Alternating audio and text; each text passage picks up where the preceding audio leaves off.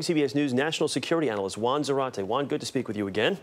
Good morning, Chris. We just heard from Bob there talking about all the substantial amount of information, the files, the documents, the zip drives that were seized in this raid here. Now, I think most would assume with the intellectual power of the government and the intelligence community that it would be pretty quick to decipher a lot of this. But what obstacles is the federal government running up against right now?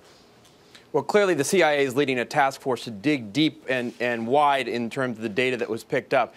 But the problem here is going to be that some of the computer files, as Bob indicated, are encrypted. So that's an initial layer. We'll be able to get through that, but that's an initial barrier. In addition, some of the messages and perhaps records will be likely coded. And analysts will have to look through those coded messages to determine if we understand what those are or if we have historical data that will allow us to unlock the keys of those codes. So it's not just as easy to sift through and to triage the information. They're going to have to go through a couple of layers of defense that bin Laden may have had for his information. The president's made no secret about it. We've made no secret about it on the broadcast here this morning. These pictures will not be released. You feel that at some point they are going to be released in some way, shape, or form. A, how do you think that's going to happen? And B, how is it going to play out in the Muslim community?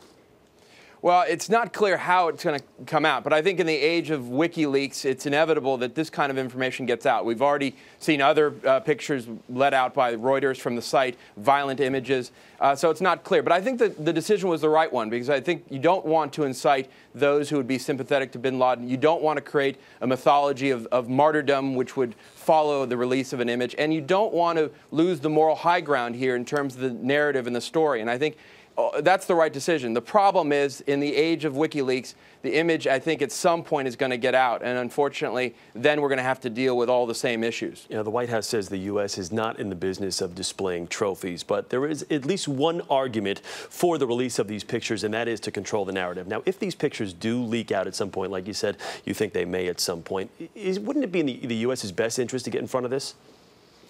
I think that's right. I think that would have been the strongest argument for releasing the photos or some subset of them now.